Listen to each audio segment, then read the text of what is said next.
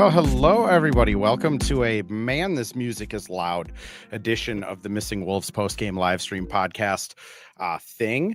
I'm your host, Andrew Dukowitz from Zone Coverage, and Twitter is not allowing people to see the podcast. So I appreciate all the people that are already hopping in over on YouTube.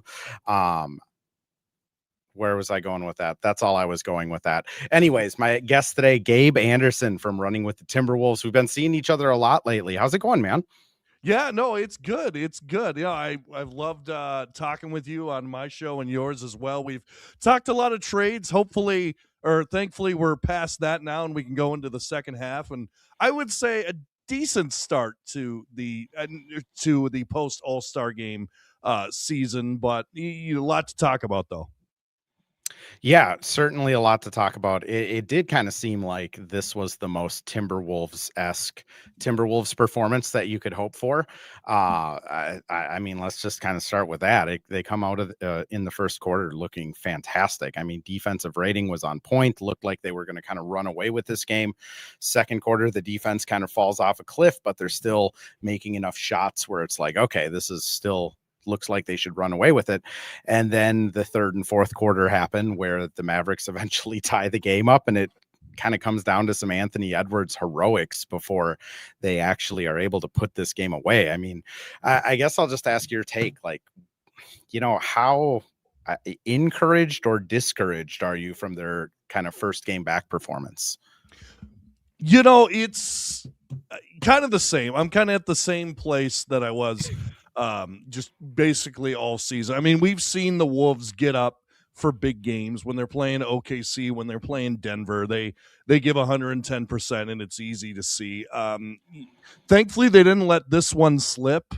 But yeah, Anthony Edwards was just masterful. And he said after the game in the post game that actually Finch was one of the guys that encouraged him to go and get a go-to move in the clutch. And he talked about that all offseason. And he just got to his spots tonight, was super efficient, got every bucket that we needed him to, and just masterful. I mean, really, you could talk about Rudy too and Nas, but the real reason that the Wolves were able to come out with the win, as opposed to other Wolves teams in that kind of spot where the maybe rookie of the year isn't playing, is because Anthony Edwards. He was 100% the difference in that game. And there's just some games, like I go back to opening night against Portland, there's some games where Ant just bails us out. And that was another one of those games tonight, I feel like. Yeah, I mean, Ant 14 points in the fourth quarter, plus 11 in the clutch. He goes 2 for 3 for 4 points and a rebound, plus 4. Like it was kind of Ant, bailing him out. I do think, we asked Finch after the game of just like the ball movement really seemed to dry up in the third quarter. I do think, Ant getting 30 shots, we can pick nits with his game, but at the end of the day, like, this is the guy, this is the closer, this is the person that's going to carry them over the finish line. And like, as long as they can keep it close, it seems like Ant is able to do this almost every game. I mean, it's a 40-point performance on his first night back. You really can't ask for more than that, can you? No, I mean, you can't. And it was efficient. Like the second half, he was in every shot that he took. I mean, what was really encouraging to me at the beginning of the game was, it took Ant probably about 7 minutes to get his first bucket anyway. And the Wolves were playing so well without him. That's honestly how I gauge it. If the Wolves are playing well in the first quarter and Ant isn't getting his, I'm like, okay, Ant's going to get his eventually, so we're in good shape. If it's only Ant in the first quarter and we're only up like 5 or down or something like that, then I get a little worried. So, but yeah, I mean, just masterful, getting every shot that he wanted, getting to the rim. I mean, that left-handed layup where I think Gafford was coming at him and he just threw. Yeah. That was one of the craziest things I've ever seen. Now, I am not the biggest fan of Ant doing the finger pointing, particularly when there's 3 minutes left in the game. But I think that's like you talk to Anna. I think that's just who Ant is. Yeah. And I think that's me, just like you're saying, being nitpicky on that. But yeah, I mean, he's the best Timberwolf of all time. Like in my mind, I really Mhm. think he's taken that mantle, and it's just unreal. And he's just entering into his prime, which is the crazy thing. Yeah, I think it's certainly like from a team success standpoint, like Ant's Yeah, teams are significantly better than Garnett's teams. I mean, even like on a pure talent, like I know Garnett won the Defensive Player of the Year, won the MVP. Like he definitely has like the track record to stand on and be like, I've done these things here. But like just as a pure basketball player, like Ant is. I and what he's been able to do. I mean, going from a 19-year-old that people didn't know if he actually liked basketball to now yeah. he has a handle, he has a post game. He's one of the best 3-point volume shooters in the league. He plays really good elite defense when he's locked into it.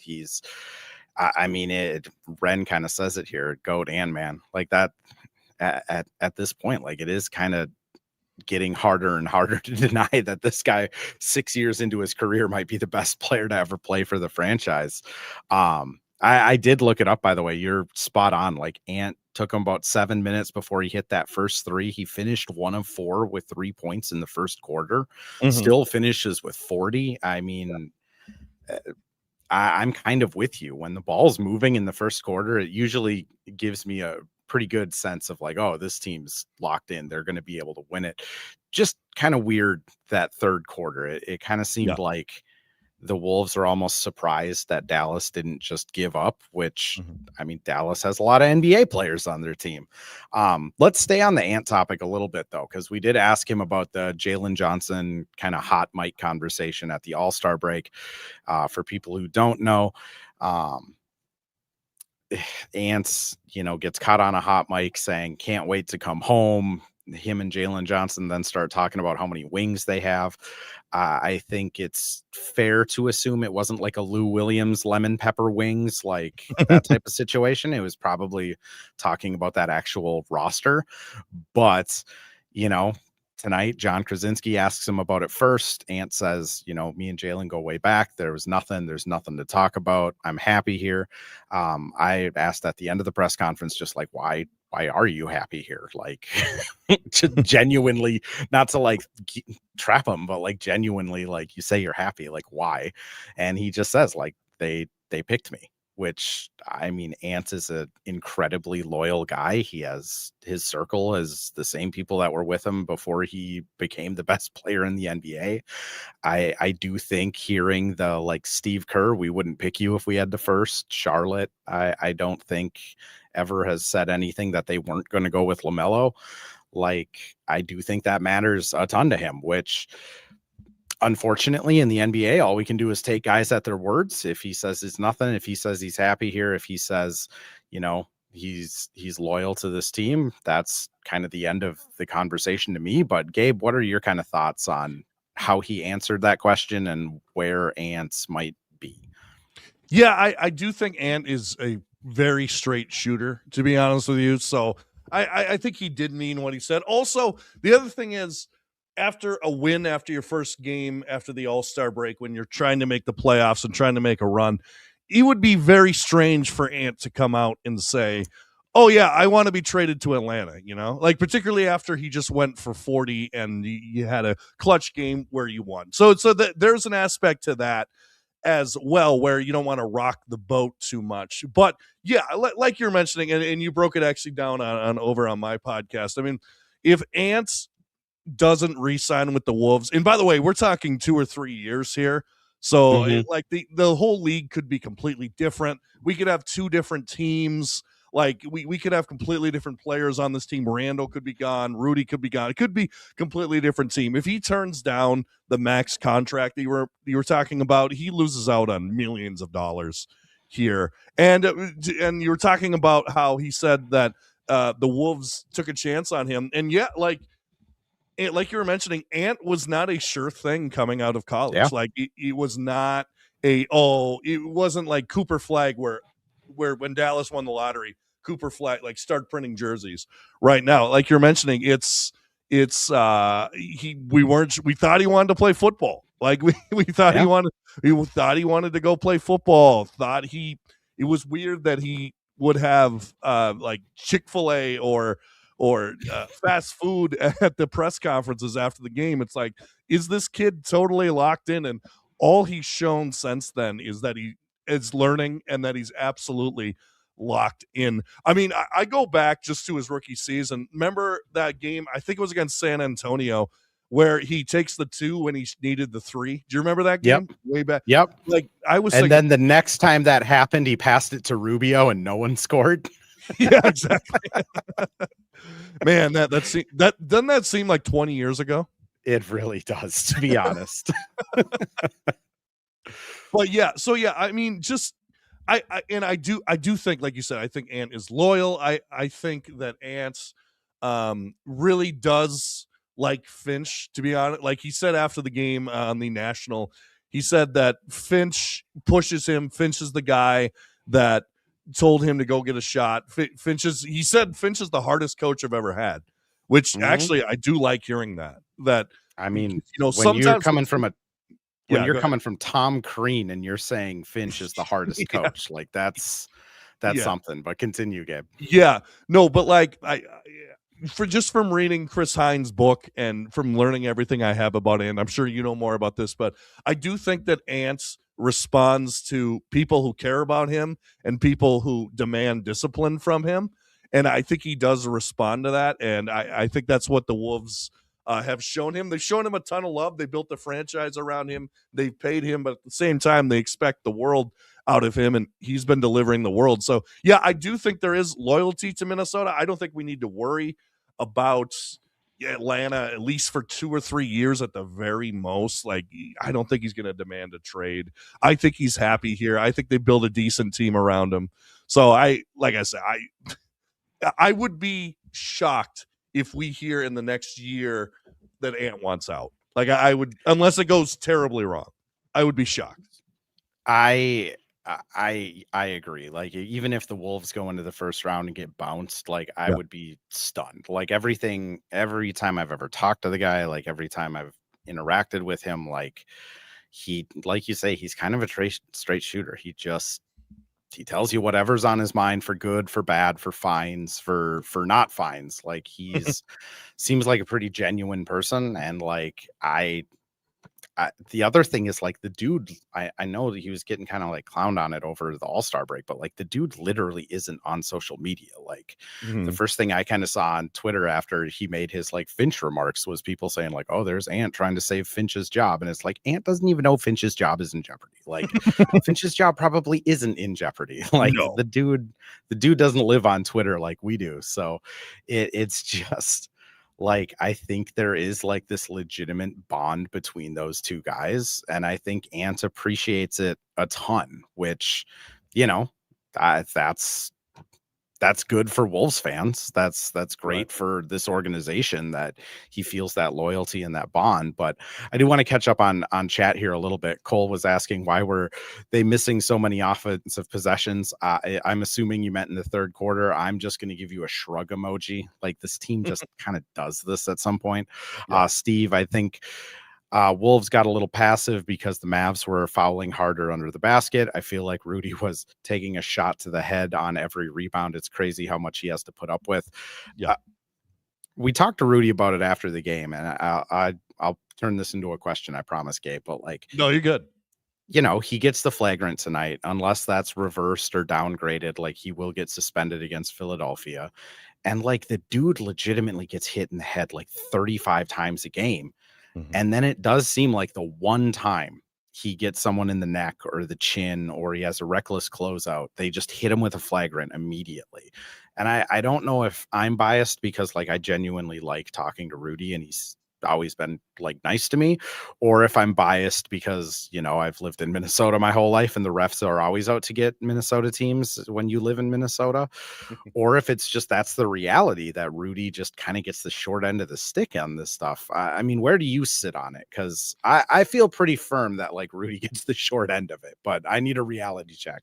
Oh, no, he absolutely does get the short end of it. And honestly, I was looking at the NBA rules, but 3 flagrants over an 82 game season, and you get or 4 flagrants and you get suspended. That seems like too short a rope. Like let's be completely honest here for anybody, not even Rudy. But yeah, the thing Rudy gets hit all the time. He's getting hit in the head every single time.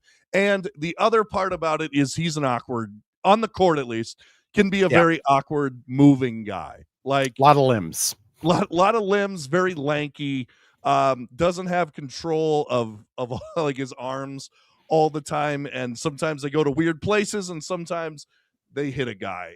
But I don't know. I didn't think that was a flagrant. And the other thing about it is it's almost like the ref has to know, like, hey, Rudy has so many flagrant fouls. Like, it's got to be pretty blatant to call it, particularly when like that could jeopardize the next game. I don't know.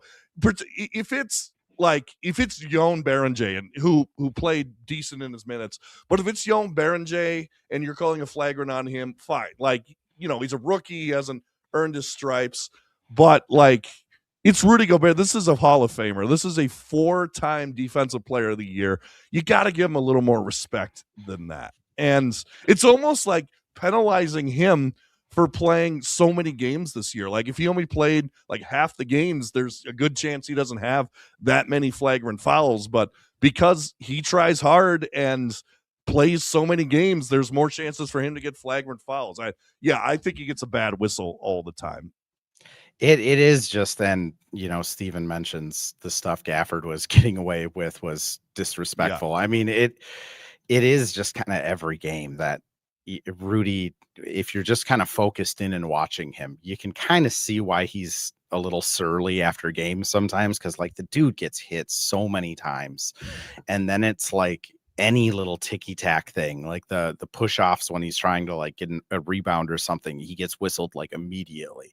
And it's kind of been that way his entire Timberwolves tenure. Like, I'll be honest, I wasn't a huge Jazz consumer when he was with the Jazz, so I'm not going to sit here and pretend to know if it's been his entire career, but like, at least with the Wolves, it's just like, I'm surprised the guy doesn't get more technicals just from like complaining, but he doesn't really complain either, which maybe that's part of it, is he needs to start being more vocal. Wait, sorry, quick question for you. Do you think, is there any chance, or because I mean, this was 2 years ago, do you think the league is still mad about this or no? Or do you think they're past? I'm just curious because like maybe they're holding a grudge on that. I don't know. I don't think they're holding a grudge on it. I do think Rudy, like, he genuinely tries a lot. And this is like kind of your point of like, he's playing a lot of games. Like, I think the guy genuinely tries and cares and puts himself in position to get off like rebounds. And because he's trying and caring and not like getting out of the way or olaying people, he just gets hit more, which is like, you got to call it when someone's getting hit in the face. Like, it just can't happen, which is just interesting. Pack Mentality says they are getting paid. I'm not going to comment on that Pack Mentality, but if you want to listen to some of my WNBA podcasts, we can get into that more. Ren brings up if Rocco Zakarski will get some run. I don't know. He hasn't made an official appearance yet this year, has he? No, I don't remember him playing. So, I mean, on his two-way contract, like, he should have plenty of games still. I'm sure they are kind of saving his games just in case something happens and he has to play a bunch of minutes. But like, it'd be fun to see him at least get some burn. I'm going to throw us over to an ad read here quick, Gabe. But when we come back, Nincy asked us to kind of weigh in on the whole Cade versus Ant talks, because I do think, Cade leapfrogged him in MVP odds and other things. Might as well talk about it, right? That sure. Seems like a good podcast thing. But first, we got to do some ad reads. Well, hello. Thank you, Livestream Andrew. This is Ad Read Andrew. And today we have Firehawk Construction and Remodeling, the presenting sponsor for the Missing Links podcast. Firehawk Construction and Remodeling strives to inspire people to follow their ideas, working with respect and understanding to create a quality, tailored result. Firehawk Construction and Remodeling, located in Blaine and serving in the North Metro area, is here to help you with your building and remodeling needs. I can say personally, thanks to Firehawk Construction and Remodeling, I have a beautiful deck in my backyard and countless projects that I started they finished. Get started on your new deck or remodel today by calling Isaac at 763-710-5686. And we're back with another ad read, this time for Pence Homes, the presenting sponsor of Hitting the Hardwood Network. From the best tools and technology to transparency throughout the entire process, Nate Pence and the Pence Homes team is the top choice for buyers, sellers, and is proud to support you and your home ownership goals. Get started today by calling 612-308-1122 or by emailing info@pencehomes.com. So I have some of the stats up here between, Cade and Ants, and just like, no, well, that's career stats. We don't want that. That seems obnoxious. But just like Ants scoring a little bit more than Cade this season. Cade obviously getting significantly more assists than Ant. Rebounds are about the same. Cade, I think his defensive rating last time I checked, which was before the All-Star break, but was a little better than Ant on the defensive rating. Ant's a little better than Cade on the offensive rating. Cade's on the best team in the East. Ant's kind of in the middle of the pack team in the West that's trying to figure it out still. I think there's an argument for both ways, but I want to kind of get your opinion first. Like, where do you sit on the whole Cade versus Ant thing right now, especially with Cade saying he's the best American player in the league? Yeah, well, the thing about Cade is you got to remember that the first game back from on national TV, he went into Madison Square Garden and put up 40 and beat the Knicks again, which they beat them 3 times already. And like you said, the best team in the league. When you go on and perform on national TV in Madison Square Garden, people notice and people really start to see how good you are. I'm not taking away anything from Ant's performance tonight, but if you just want to talk about recency bias, I mean, Ant did it against a depleted Dallas team on, yes, national TV, but I would guess less people are watching that Mavericks versus Wolves game than the Madison Square Garden game. I just a guess there. But yeah, I mean, Cade's having an amazing season. This is the best that the Pistons have been since Ben Wallace and Chauncey Billups and that whole team. And honestly, that team didn't have a huge scorer or anything, but this team does in Cade Cunningham. The other thing that I will give Cade, now I'm not saying that Cade's better, I'm not saying anything like that, but Cade really doesn't have a real number 2 on the team. Like, he's got Tobias Harris, which can a little back down turnaround jumper here and there, but if you're getting 14 points out of Tobias Harris, you're pretty happy. I mean, he's got Jalen Duren too, but you're not necessarily going to give Jalen Duren the ball in crunch time necessarily. He's not like a go-to bucket getter. So I think the national media is seeing Cade Cunningham kind of as doing it by himself. And obviously, the East is not as strong as the Western Conference, but I think Cade's been doing it, like you said, against on a national stage against the Knicks. He's been dominating. And I just think they're giving him a lot of credit for probably all in all not having as big a names on his team.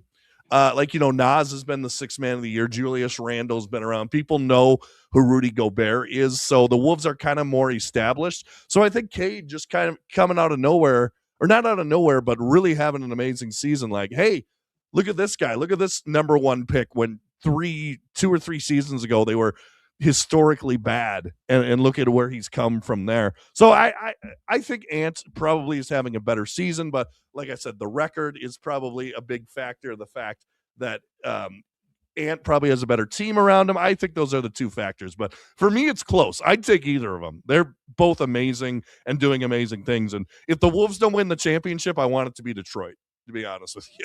I'm rooting for Detroit.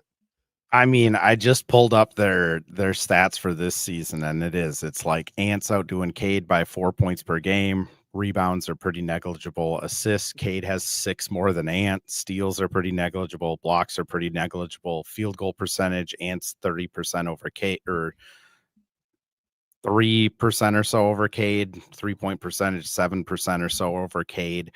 I mean, you go down to the advanced stats even, and this is where it's kind of like spooky. Their usage percentages are the exact same.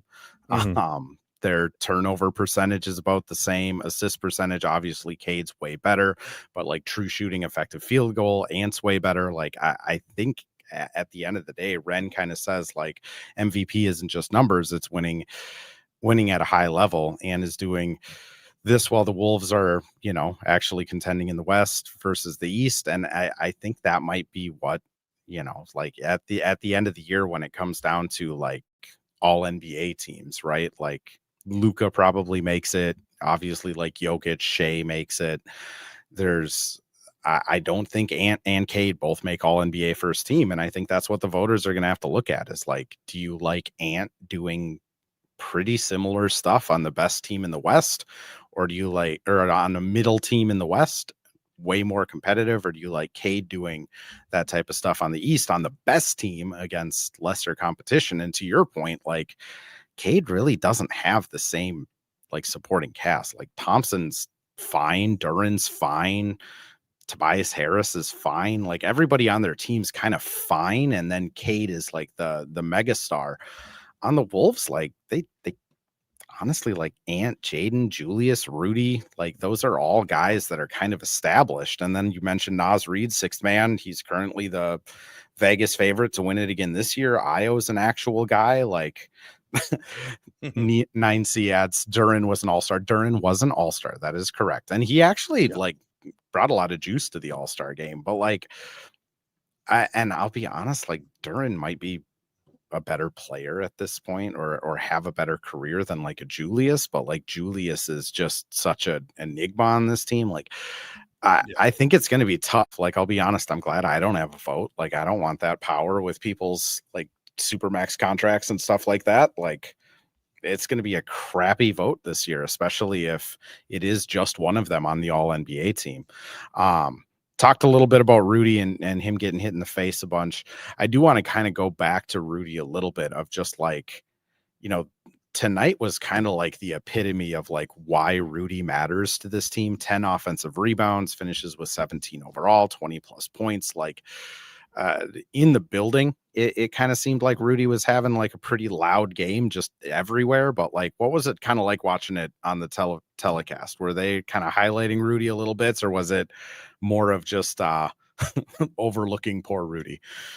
No, they were highlighting Rudy. I mean, they were definitely talking about how well he played tonight and how much of an impact. I mean, you said it, like they went on the 17-4 run at the end of last year, and a lot of that was Rudy. A lot of it was Rudy dominating bad teams and just putting up monster numbers. Like if you look at the Rudy numbers at the end of the last 20 games or so of the year, they are amazing for Rudy Gobert. And he Mm-hmm. he and I mentioned that Ant bails us out some nights, and Rudy had just as much bailing us out as well. I mean, 10 offensive rebounds, 3 blocks, and just in a factor out there. And honestly, I think when Rudy's bringing it defensively, I almost feels like Nas steps it up as well. Like Yeah. I feel like Nas goes to another level defensively when he sees Rudy going for it, which Rudy goes for it every night, but varying success. And I just think he sparks something in the Wolves' interior defense where it's just like you can't come to the paint. And another thing I love is we mention all the time of trying to force it to Rudy. I love it when he's going when they don't need to Yeah. force it to Rudy. Like when they don't like have to throw like 3 straight alley oops to him and hope that he catches it or it doesn't get blocked. If you could just get it to Rudy in the flow of the offense, I love that so much more than trying to let's get Rudy 4 lobs in the first quarter. Like just let it come with the flow, and that goes to ball movement as well. But yeah, Rudy was awesome tonight. He showed how important he is to this team and how he gets a raw deal a lot of time, particularly back with the TNT guys, but they gave him his props tonight. Yeah, everything you said, I agree with. I mean, he gets a raw deal sometimes, but like on nights like tonight, like he just shows you why he's so important to this team. And it is weird. It's almost like, the Wolves have to like retrain themselves to like trust Rudy, and then he'll make one bad play and they're just kind of like, oh God, we can't go back to Rudy. And then like the next game, they have to kind of like reprogram themselves, and then Rudy will make like one play and it's like, oh my God, we can't go back to Rudy. And it's like this over and over thing where he doesn't really make that many bad plays. It's just they're a very They're loud. shocking. Yeah, they're loud. They are. Like even like what he went like 9 for 10 tonight, and the one that he missed was that one layup where it was like a weird play with PJ Washington I can't remember who it was, and then he just misses Gafford, and he just throws it in the air, and then it bounces twice, and like it's just, and he had like a sensational offensive game, so it really is just kind of like, guys, he does play really well most of the time, but it's just interesting. I do want to close with a question that Cole asks about Io. Io just kind of looked nervous today, indecisive, passive, scared to take a shot. Finch trying to mold him into Mike. I really feel like Io needs to be himself. I think Io is a guy that when offense is going right, he looks awesome. And when offense is not going well for him, he looks bad. I think he's a vibes guy on offense. Like defense, he's going to bring it. I think the amount of people out from Chicago that told me like this dude's always locked in on defense, I trust them. But like tonight, he shoots 2 for 9 offensively, and it just looked, a lot of his threes just looked like gross and really off. And I think, kind of like how Jaden was a couple of years ago, where if Jaden missed his first three, he almost just, it's just kind of like throw the game out type of vibe. I think Io is that type of player, because like I was looking up his advanced stats while we were talking here, and like, he had a 21% usage in Chicago. He has a 17 here. Like they're kind of asking him to do the same stuff he's doing in Chicago, shoot corner threes, shoot above the break threes. If you get the ball and you can get by somebody, like do it, which is eerily similar to what they were like trusting Mike to do at this point. Shoot corner threes, shoot above the break threes. If you get the go by it. But so like I think it's looks really similar to like what they were asking Mike to do, because Io is just a very similar player offensively to Mike. I think maybe people got a little over their skis saying that he was going to be the point guard of the future for this team, because like he's not really a point guard. But Gabe, what are your kind of thoughts on Io tonight and just where he's fitting in so far with the roster? Yeah, I mean, he was bound to have a bad game, right? Like he's been really great the 2 or 3 games before, so it's bound to happen. Yeah, like you said, he did look a little tentative tonight. What wasn't going for him? I do. Obviously, you were in the arena, so you didn't hear the broadcast, but they do like to bring up, oh, he's filling what Nickeil Alexander-Walker is missing with us, and I know we talked about that as well. But let's just let Io be Io. Like it's a different team. It's a different year. Like we don't need him to be exactly Nickeil Alexander-Walker, or else we would have spent all the money on Nickeil Alexander-Walker. At the end of the day, let's remember this: if Rob and Leonard were still here, they wouldn't be playing. So whatever Io is giving us is a plus, if nothing else. But yeah, he had a bad game, couldn't hit his shots.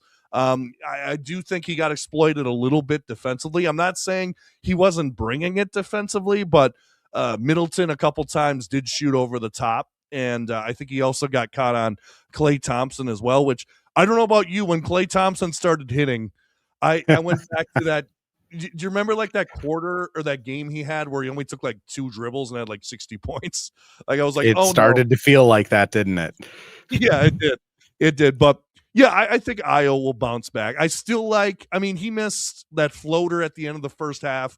I think that goes in 60 to 70% of the time. He missed another layup. I think these layups are going to fall. That's my favorite part of Io's game, is his ability to get to the basket, because I think that's something that like Jalen Clark, who we didn't see at all tonight, and Dante DiVincenzo lack. So I think that's what he can bring.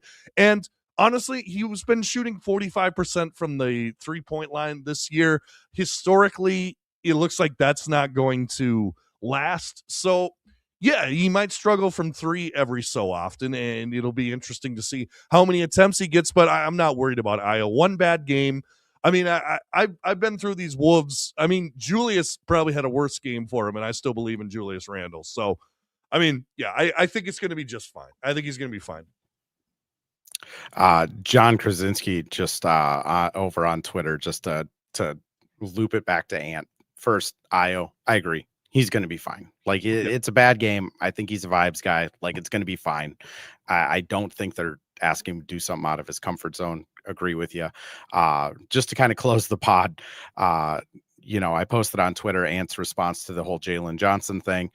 John Krasinski just chimes in and says, Ant clearly had no idea this was a thing on NBA Twitter, which that is the most true thing that could be said, because I guarantee you he has no clue what is going on or what I honestly think he was probably like, why are you asking about what I said to Jalen?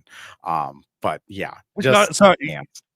If I could build an NBA star, that is what I would want on my team. Someone who's like, oh, that's happening. Oh, okay, whatever.